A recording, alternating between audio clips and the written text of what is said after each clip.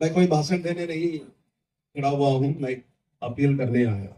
मैं देख रहा था मनोज जी ने 21 बिंदुओं की एक घोषणा पत्र तैयार किया और एक तरह से उस पर चुनाव जीतने के बाद अमल किया जाएगा तो सुकमा को एक नई दिशा मिलेगा, एक बेहतर सुकमा हमें मिलेगा। ये हमें विश्वास है, ऐसा हमें उम्मीद है। और मैं ये भी जान रहा हूं कि मैं सब जगह देख रहा हूं, सच है कि मैं शायद ओपन लहजे में बात नहीं कर पा रहा हूं, पर मैं इतना कह रहा हूं कि मैं सुकमा में कई कई जगह पे घूम रहा हूं, कई लोगों को से बातचीत किया। अभी भी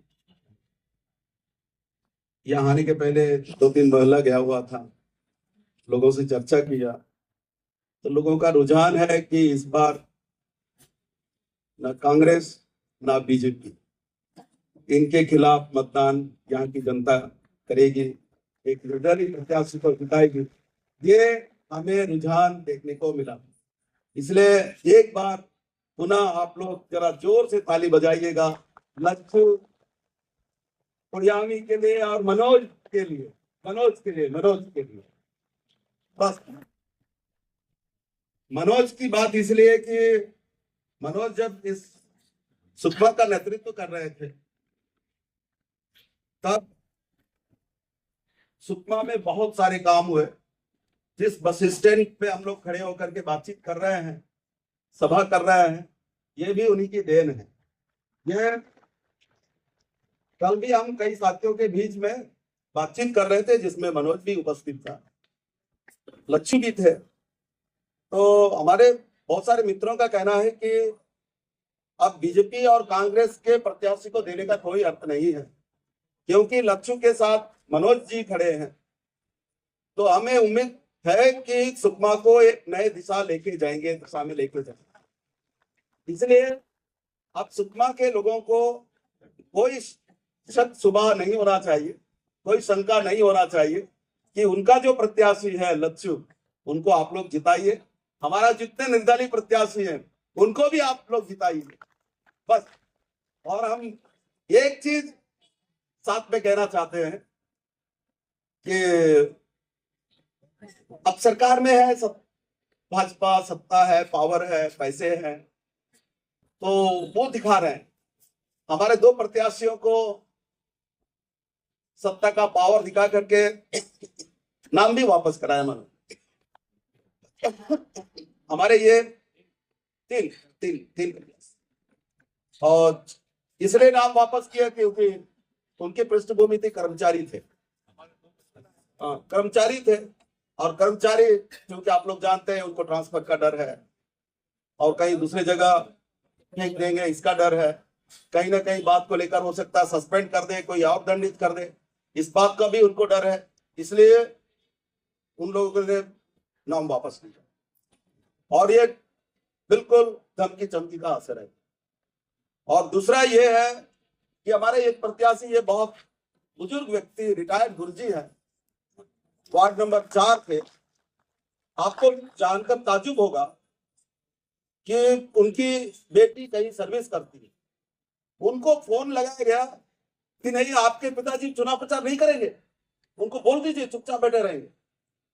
अब ये मैं कहना चाहता हूं, अब वो बुजुर्ग आदमी, उनको अप्रत्यक्ष रूप से धमकाया जा रहा है कि आप चुनाव प्रचार नहीं करेंगे।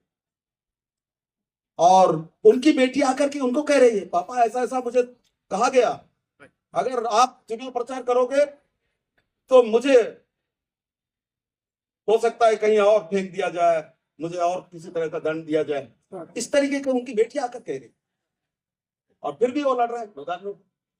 तो मैं कहना ये चाहता हूं कि ये जो सत्ता का दुरुपयोग, पावर का दुरुपयोग जो बीजेपी कर रही है, बीजेपी के नेता कर रहे हैं, उसका आप लोग ठीक ठाक ढंग से जवाब दीजिएगा। चुनाव में क्या रहता, ये प्रजातंत्र है, सबको चुनाव लड़ने का अधिकार है। और ये आजादी होनी चाहिए, हमें ये अधिकार संविधान ने दिया, और उस ये व्यक्ति का बहुत बड़ा अधिकार है, बुनियादी अधिकार है।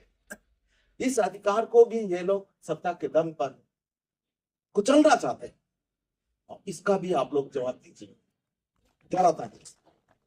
तो मैं यही इसी अपील के साथ मैं एक भी और भी कहना चाहता हूँ। कई लोग हो सकता है क्योंकि पारंपरिक रूप से भाजपा को वोट देने वाले होते हैं, कांग्रेस को देने वाले होते हैं और लोगों को देने वाले होते हैं, उन सबसे मैं कहना चाहता हूँ कि ये चुनाव में जरा एकदम आप कितना ही कटिबद्ध हो, कितना ही आप वोट एकदम आंख बंद करके उसी को देना चाहते हो, तो भी थोड़ा सा आप लीक से हट जाइएगा और इस बार आप निर्दलीय को वोट दीजिए। कांग्रेस का जो प्रत्याशी है उसको देने का बहुत ज्यादा अर्थ नहीं है जहां तक, अब बाकी उधर बोलने का कोई अर्थ भी नहीं है, पर मैं इतना कहना चाहता हूं कि आप कांग्रेस को वोट दे करके वोट को जाया मत करिए, बर्बाद मत करिए। ऐसा लोग कहते हैं, वो तो आपका आजादी है। फिर भी मैं आप लोगों से अपील करना चाहता हूं कि इस बार बीजेपी और कांग्रेस को यहां नगर पालिका में पूरी तरह हराइए, सफाया करिए। बस इसी अपील के साथ आप लक्ष्मीराम परिया को वोट दीजिए और मनोज को ध्यान में रख करके दीजिए। बस इतना आप सब लोगों से पुनः मेरी अपील है। आप सब लोगों ने बहुत धैर्य से सुना, इसके लिए धन्यवाद, बहुत बहुत धन्यवाद, शुक्रिया।